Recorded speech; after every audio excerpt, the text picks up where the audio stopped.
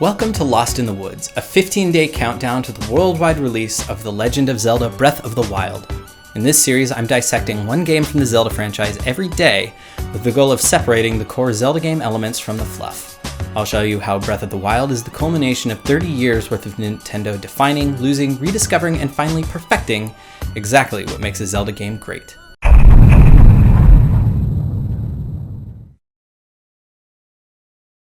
Did you see the latest Nintendo newsletter? Whoa, nice graphics. I'd like to get my hands on that game. You mean you haven't played it yet? We can play it on my Nintendo Entertainment System. It's The Legend of Zelda, and it's really rad. Those creatures from Ganon are pretty bad. Octoroks, Tektites, Levers too. But with your help, our hero pulls through. Yeah, go Link, yeah, get Zelda. Awesome. Intense. The Nintendo Entertainment System. When The Legend of Zelda was released in 1987, there was nothing else like it. There were games that had combat and adventuring, but there was no other game out there that was so open and non-linear. In this first game, you can go through the dungeons in any order, purchase key items whenever you find them, and can even go take on the final boss Ganon without ever finding the sword. There's a 100% chance you'll die, but by design it's possible to blast directly to the end boss if you know where to go. There's very little hand-holding, and it sports a plot so vague and open to interpretation that it's nearly non-existent. Without the game's physical manual, all you get is a poorly written description of the main goal. Check this out. Many years ago, Prince Darkness Ganon stole one of the Triforce with power. Princess Zelda had one of the Triforce with wisdom. She divided it into 8 units to hide from Ganon before she was captured. Go find the 8 units, Link, to save her. For a minute, try and imagine what this story could mean without the 20 or so following games that flesh it out. Basically, all you know is that there's some Triforce thing that's been broken into 8 pieces. You need to collect all 8 pieces to save a princess that's being guarded by Prince Darkness, who has a similar Triforce thing. There's really not much more to it than that. And the combat is no different. There are some basic things Link can do, like swing a sword for up-close combat, shoot arrows for long-range attacks, or use a boomerang to stun enemies. While the remaining items either flesh out combat variety, are for use in defeating the individual bosses, or are specifically for help exploring the map. There's a simplicity to this game, and it has a singleness of purpose that gets lost in the later games.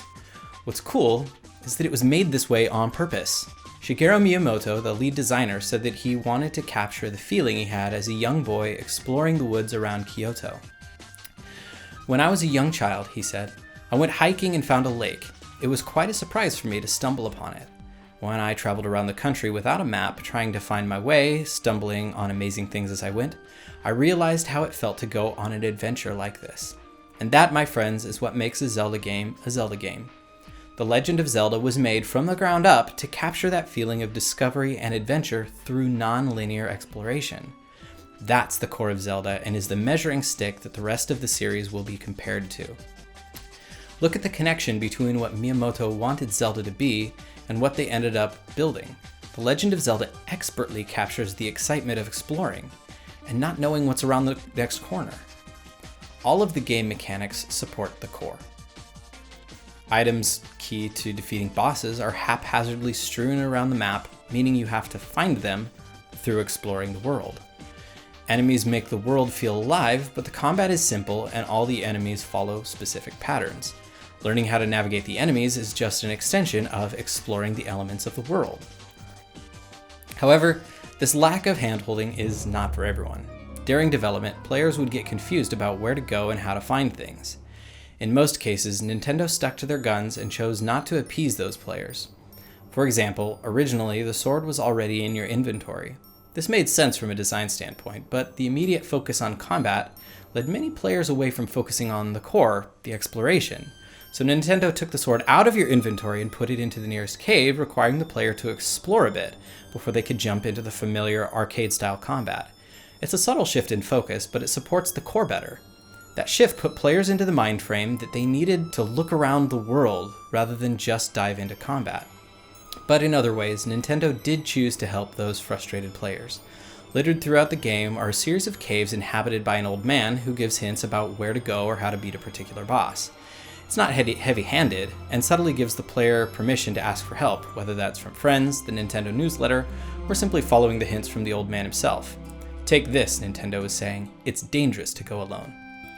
Nintendo had a focus, and this focus on the core of discovery and adventure through non-linear exploration is what makes The Legend of Zelda on NES great. Remember this core, as I'll refer back to it often. But it was clear that such a dogmatic focus on non-linear exploration was limiting their potential reach. They needed to tweak their formula a bit, and so when making Zelda 2: The Adventure of Link, Nintendo took a very different approach. While building the sequel, they only made one change in priority, but in so doing, created a completely different game. Come back tomorrow, and join me as I dissect Zelda 2: The Adventure of Link, Nintendo's sequel to the worldwide hit. What did they change? What did they learn, and how did it help Breath of the Wild become what it is today?